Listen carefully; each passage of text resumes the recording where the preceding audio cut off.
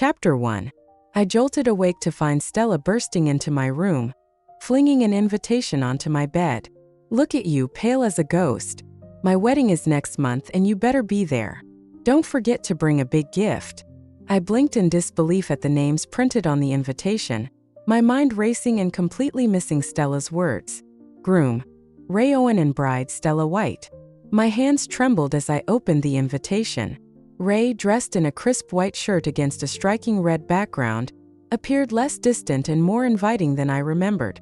Stella stood beside him and they looked like a picture-perfect couple. I managed a bitter smile, but inside my heart twisted painfully, as if 1,000 ants were gnawing at it. Yet this pain was nothing compared to the anguish I had endured in my past 2 lives, where my suffering had been 1,000 times more intense. "Congratulations," I muttered, my voice barely above a whisper. I shoved the invitation under my pillow, turned on my side, and bit down hard on my lip, willing the tears to stay at bay. As I drifted off to sleep, I found myself dreaming of Ray, his lips brushing against my cheek in a tender kiss. He knelt before me, a diamond ring in hand, his eyes brimming with affection. "Jill, will you marry me?" "I will." But just as Ray reached to place the ring on my finger, the beautiful floral scene around us shattered. Waves crashed around me, lifting my body, and a truck barreled toward us. "Ray, watch out." In that split second, I summoned every ounce of strength to shove Ray away from danger. The next moment, I felt the impact as I was thrown aside, blood soaking the pavement, while Ray's heart-wrenching cries echoed in my ears. My pillow was drenched with tears upon waking. I pulled the invitation from beneath my pillow, my fingers tracing Ray's face in the photo over and over again. In my past life, I had come so close to becoming his bride. For 10 long years, I had harbored feelings for Ray, 3 years in high school, 4 years in college, and 3 years into my career. I worked tirelessly to get into the same university as him. After graduation, I believed our paths had finally diverged until I landed a job at his father's company. Ray took over the family business, becoming my boss. At a celebratory party, he recognized me instantly. I lowered my gaze, desperately trying to blend into the background. I hoped he wouldn't notice me, but his intense gaze was impossible to ignore. Finally, his deep voice cut through the noise. "Jill." I looked up, my cheeks flushing, heart racing at the sight of my longtime crush standing right in front of me. "Boss," I managed to say.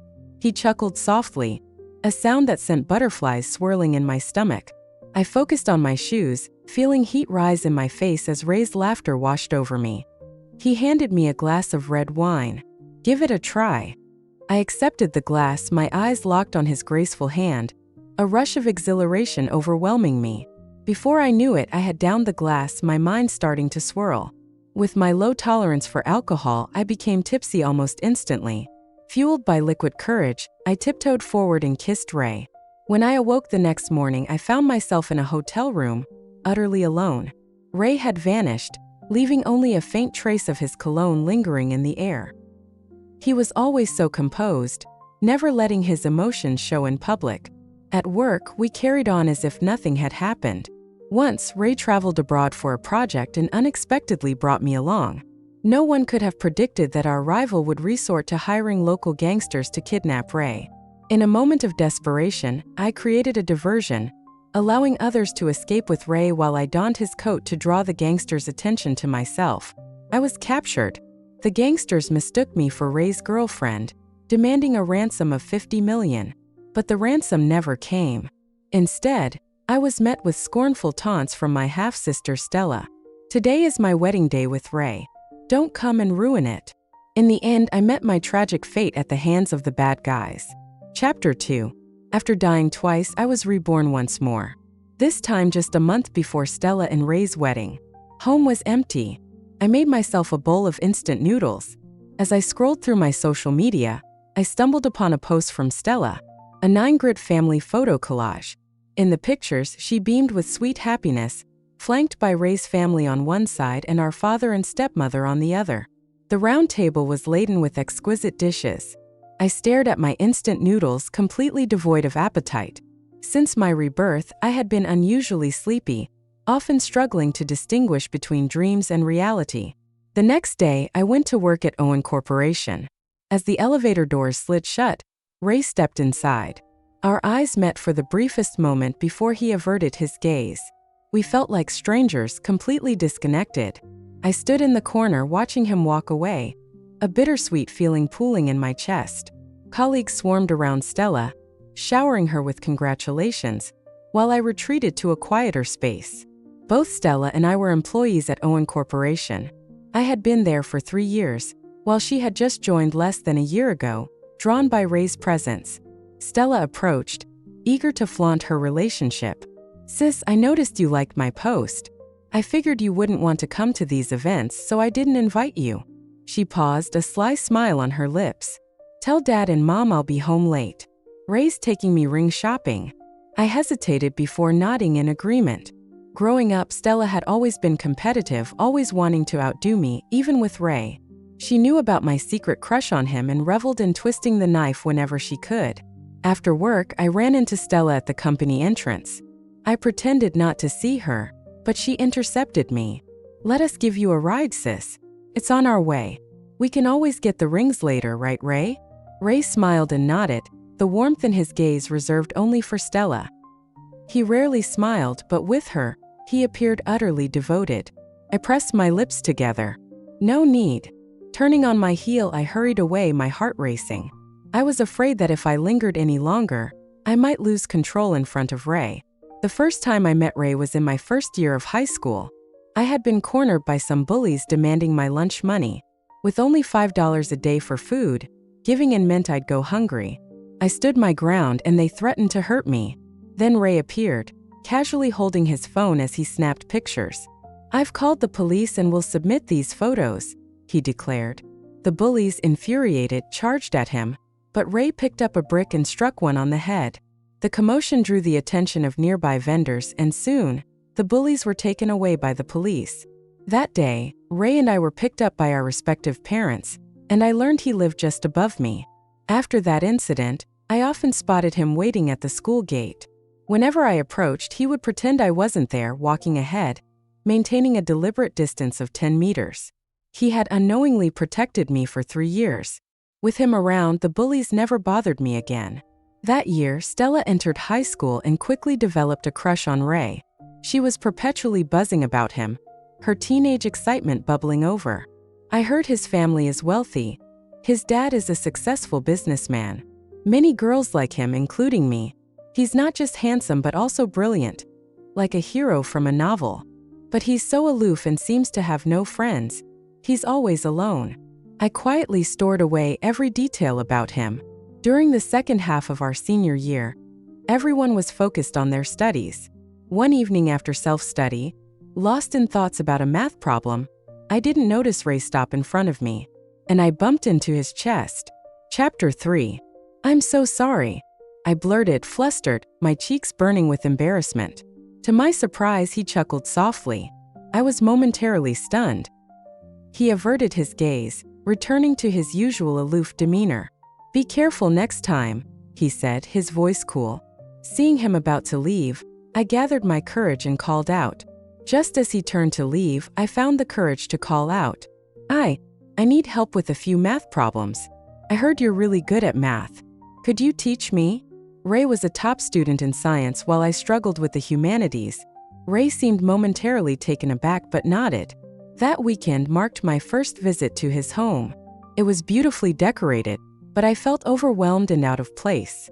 Ray appeared distant, buried in his work and ignoring my presence.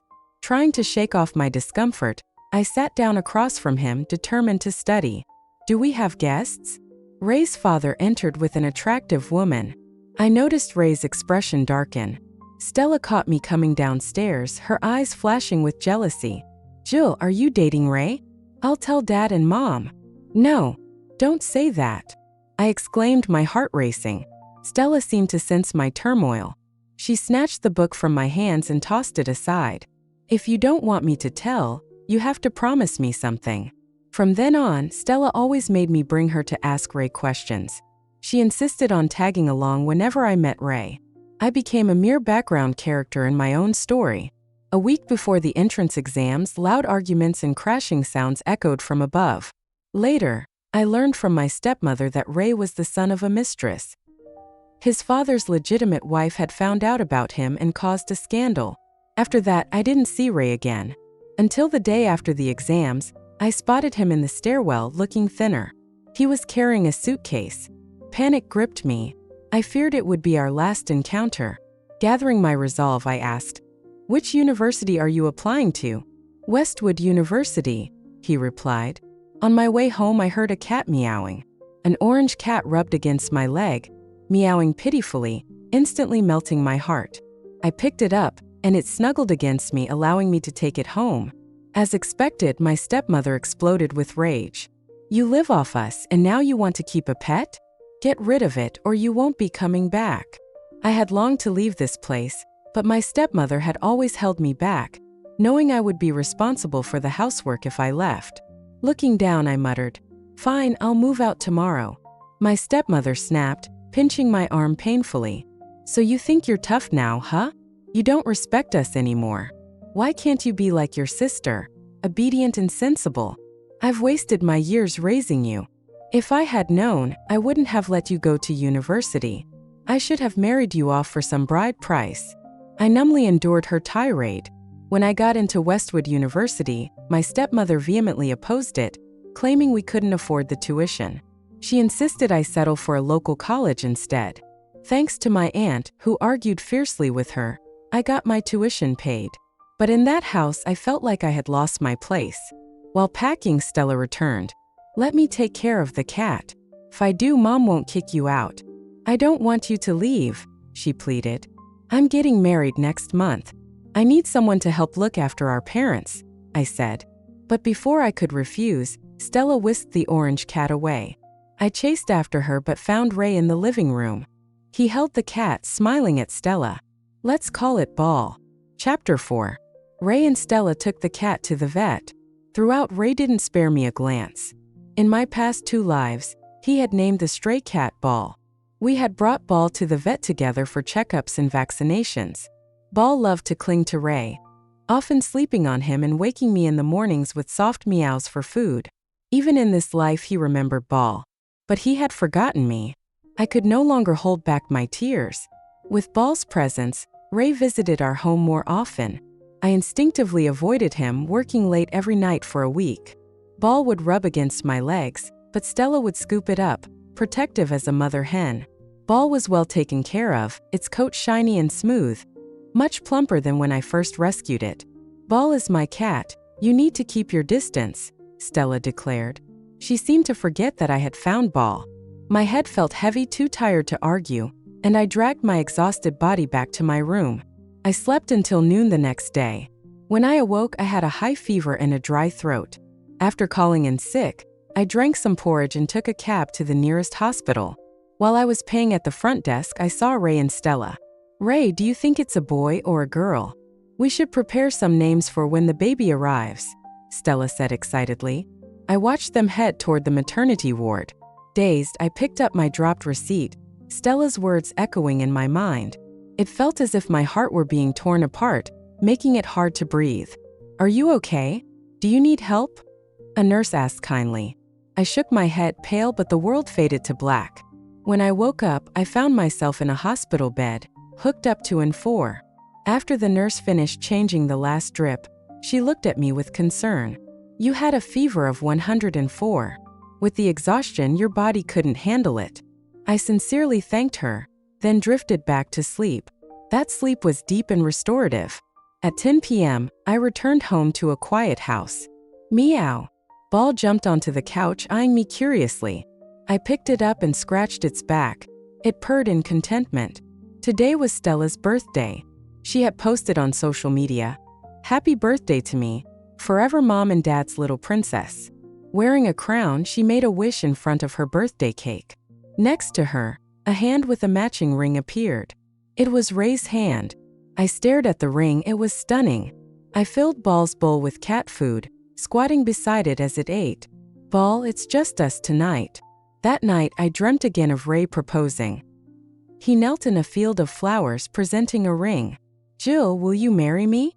I joyfully extended my hand. "I will." The ring matched the one Stella wore. As their wedding day drew near, I felt like I was forgetting more and more. Panic welled up inside me. Every night I wrote in my journal. Flipping through old entries, I noticed how often Ray appeared. Yet I had forgotten many moments we shared. I began to suspect I was losing my mind. 3 days before the wedding, Stella asked me to be her bridesmaid. The house was festively decorated, eagerly awaiting the big day. On the morning of the wedding, my stepmother woke me before dawn. "Quick, make breakfast for your sister.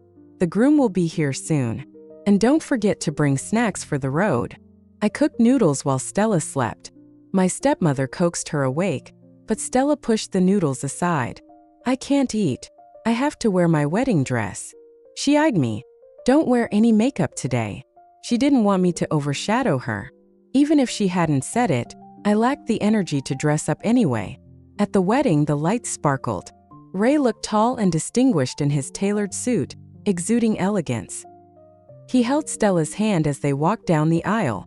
I stood among the well-dressed crowd, witnessing their union. "Ray Owen, do you take Stella White to be your lawfully wedded wife, to have and to hold in sickness and in health?" "I do." Ray placed the wedding ring on Stella's finger. I had often imagined what my wedding with Ray would be like. We had known each other for 10 years since high school. In my first life, I died saving him from gangsters. In my second life, he proposed to me, but I again died trying to save him from a car accident. Both times I died because of him. I was exhausted. Since nothing could change, I only wanted to live well in this life. As long as he was happy, I had no regrets. My heart ached like a knife wound, and the world spun around me before I lost consciousness. Someone fainted. Ray noticed the familiar figure collapse in the crowd and rushed toward me, letting go of Stella's hand. "Jill." Chapter 5. I heard someone repeatedly calling my name. I wanted to see who it was, but the persistent voice disturbed my peace. I struggled to open my eyes and found a stubbled man with dark circles beneath his eyes staring at me with relief. "Jill, you're finally awake." Doctor." Before I could ask who he was, he dashed out, calling for the doctor. The doctor examined me and informed the man. "The patient's condition is stable. Just keep her under observation for a few more days, and she should be able to go home." "Thank you, doctor." The man turned back to me, concern etched on his face. "I'll get you some porridge. You've been unconscious for 3 days, so you shouldn't eat anything heavy." His affectionate demeanor caught me off guard. I pulled my hand away and asked cautiously, "Who are you?" Ray's smile faltered, his voice trembling. "I'm Ray." "Jill, do you really not remember me?" I shook my head, sensing he was harmless and relaxing slightly. "Did you bring me to the hospital?" "Thank you. Can you give me your payment details?" "I'll reimburse you for the medical expenses." A scoff echoed from the door and Stella walked in. "Sis, your act of amnesia is quite convincing," she said, her voice dripping with disdain. "You ruined my wedding. What do you want now? Do you think pretending to be weak will make Ray leave me for you? Dream on." I gazed at my sister, who was spiraling into hysteria, feeling utterly confused as my head throbbed. "I don't know what you're talking about, Stella. This man helped me. Can you please escort him out?" Stella scrutinized me, noticing my disorientation. Her expression shifted, and she looked at Ray with mixed emotions. "Ray, this must be karma," she spat. I didn't understand their conversation. I was too tired and soon fell back into a deep sleep. The next day, I discharged myself from the hospital. Returning home, I was blocked at the door by my stepmother, who threw my luggage outside. "You ruined Stella's wedding. How could I raise such an ungrateful wretch? Get out." I let her berate me, feeling a heavy weight in my chest. From friends, I learned that I had fainted at Stella's wedding and that Ray had left to take me to the hospital. Ashamed to face Stella, I picked up my suitcase and left. While waiting for a cab near the neighborhood, I spotted an orange cat lying in the grass. Ball weakly nudged my hand with its head. It was much thinner and had injuries, barely clinging to life. I rushed it to the vet. The doctor informed me that Ball had been abused, its wounds inflicted by humans. Anger surged through me, and I called Stella, scolding her for the first time. This was the first time I had stood up to her. Once Ball had recovered, I left the country with it. The day I was discharged, Ray and Stella were at the courthouse finalizing their divorce. When Ray returned and found me missing, he desperately tried to reach me, only to discover my old number was no longer in service. He sought out Stella. Where's Jill? Chapter 6. Stella, now the subject of gossip among friends and neighbors, was hostile to Ray. I don't know. Even if I did, I wouldn't tell you. Late love is worse than dogs. She doesn't want you anymore. Ray clenched his fists, his eyes bloodshot with rage and sleeplessness. He turned to leave but stopped, searching the house. Where's Ball? I threw it out. Threw it out? Where? Ray, barely containing his anger, was terrifying. Stella stammered. Just in the neighborhood. It's just a cat. We're divorced, why keep it? Seeing Ray care more for a cat than her, she was bitter. Ray never showed her any affection, always cold. It was maddening. She wanted to make Jill jealous, but Jill had forgotten Ray. She felt foolish for always competing with Jill. Jill was smarter, prettier, and more likable. Stella hated Jill. Jill, as her sister, was a shadow over her life. Where's Jill's room? Stella led him to a cramped room in the corner. Ray saw the small bed and a wooden desk, no windows, and his face darkened. He hadn't realized Jill lived in such conditions. He searched the room and found a hidden journal in the bottom drawer. He opened it. Ray is so aloof, but he's kind. I'm grateful he saved me. What should I do? Think I like Ray. If he knows, will he hate me and stop waiting for me after school? I'm scared the bullies will come back. I got into Westwood University. I want to tell Ray, but I don't know his contact details. I wonder how he's doing. Owen Corp is Ray's family business. I'm so happy to be closer to him. Today is the first day of my third rebirth. Ray and Stella are getting married. I don't want to die again. I want to live. Ray, you live well too. Be happy. I seem to forget a lot. Reading my journal feels strange. Did we really have those moments? Or did I imagine them? Tears fell on the journal. Ray covered his face, sobbing. He asked HR about my status, learning I'd resigned a month ago. Ray spent a week drinking in bars. He was falling apart, losing weight. His mother, furious, locked him in the house, forbidding him to leave until he came to his senses. If you keep this up, the company will be taken over. If Jill saw you like this, she'd call you a loser. Chapter 7. Ray's perspective. I was reborn. I remembered the past 2 lives. Jill saved me twice. The first time, she distracted the gangsters, letting me escape. I wanted to save her, but I was unconscious for a week in the hospital. When I woke, I learned she was dead. I regretted it deeply. I shouldn't have left her. I should have died instead. I found out the gangsters had called me, but Stella answered. I confronted Stella and learned she told Jill I was getting married. I was furious. My marriage to Stella was arranged by our parents, nothing to do with me. I wanted to marry Jill. At the celebration party, Jill kissed me. I was both surprised and overjoyed, because I liked her too. I had liked her since high school.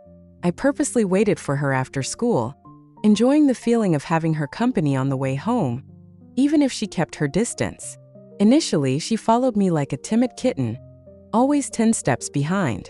I found it amusing and sometimes slowed down to see if she would catch up, but she was even more timid than I thought. When I slowed down, she slowed down too. When I sped up, she would jog to keep pace. Though we never spoke, those days made me very happy. One day, I couldn't resist and waited for her on purpose. But she was lost in thought, muttering about math problems. She was obsessed with studying. I found her struggle with math endearing. Listening to her, I solved the problem in my head. Just as I was about to call her, she bumped into my chest. I was stunned. The girl in my arms was soft, her faint fragrance filling my senses, making my heart race. When she bravely asked if I could help her with math, my heart soared. Afterward, Stella always tagged along, interrupting every chance I had to talk to Jill. When my mother's affair became public, I feared Jill would look down on me. I avoided her, ashamed of being the child of a mistress. The second time, Jill died saving me from a car accident. I had just proposed to her, and we had dreamed of our future together. We even picked names for our future children. A boy would be named Jasper, and a girl would be called Zoe. But our future ended in that car accident. In this life, I discovered the plot against me earlier and dealt with my half-brother, securing my position in the company. No one would threaten my life again. But I had a dream where Jill died once more, saving me. I feared the dream would come true. Jill wouldn't have a good outcome with me. I didn't want her to suffer again. So I followed the original path and married Stella. At Stella's house I saw Ball. I named it Ball intentionally in front of Jill. When choosing wedding rings, I picked the same one I had used to propose to Jill in our past life. I wanted her to see the ring and be disappointed in me. I only wanted her to live well this time. But I regretted it. Seeing Jill alone at the wedding watching me marry Stella, my heart ached unbearably. I avoided her gaze, fearing I would regret and hurt her again. When she fainted, I reacted instinctively, remembering the fear of losing her in the past lives. My hands trembled as I held her. She couldn't die. I had lost her twice already, but she woke up not remembering me. Yet she was alive and that was enough. I shouldn't ask for more. Jill, this time let me protect you. Chapter 8. For 3 years, I never stopped searching for Jill. After extensive inquiries, I finally found her. She was attending a medical conference in Heischer on the 20th of this month. The day before the conference, I spent a long time grooming myself. I shaved, styled my hair, and tried on multiple suits. I wanted to appear in front of Jill looking my best. Entering the conference, my palms were sweaty with nerves. I scanned the crowd looking for her. But after a long search, I couldn't find her. Suddenly, I heard a familiar voice behind me. Thank you, Professor Wong, for your support. It's an honor to collaborate with an expert like you.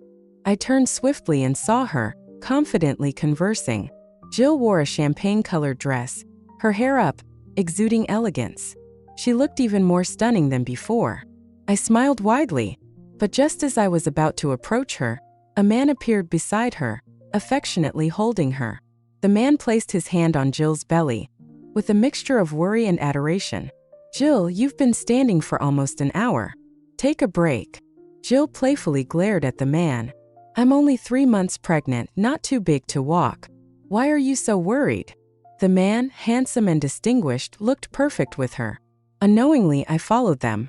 I watched as the man cajoled Jill with a plate of fruit. Just one more piece. The doctor said you need more vitamins. Jill reluctantly pushed the fruit away, but her tone was playful. I really can't eat anymore. You're going to make me as fat as a pig. The man didn't mind eating the fruit Jill had nibbled on. How about this? Tonight I'll make you some late-night snacks. You said you were craving snail noodles. Just a bite, I won't tell your parents. The man showed no trace of his elite demeanor in front of Jill. I was glad Jill had a happy family. The obsession in my heart eased. Chapter 9. Jill's perspective. I felt like someone was watching me, but looking around I saw no one. It must have been my imagination. After the medical conference, my husband asked me to wait while he fetched the car. Standing by the roadside, I was suddenly knocked over by 2 kids playing. I lost my balance, falling down the steps. Instinctively, I protected my belly. The baby couldn't be harmed. But instead of hitting the ground, I fell into a familiar yet unfamiliar embrace. He cushioned my fall, rolling down the steps with me. I heard him grunt in pain just as my husband arrived to help me up. Jill, are you hurt? Let's go to the hospital. I quickly stopped him, pointing to the man on the ground. Check on him first. The next morning, my husband and I visited the man who saved me. He had a bandage on his head, having gotten stitches from the fall. I felt guilty and placed the fruit and gifts we brought on the side. Thank you for saving me and my baby. I sincerely apologized, noticing his complex gaze. He forced a smile. No need to thank me. Anyone would have done the same. I knew he was trying to ease my burden. Not everyone would risk their life for a stranger. Suddenly, he asked, "Have you picked a name for your baby?"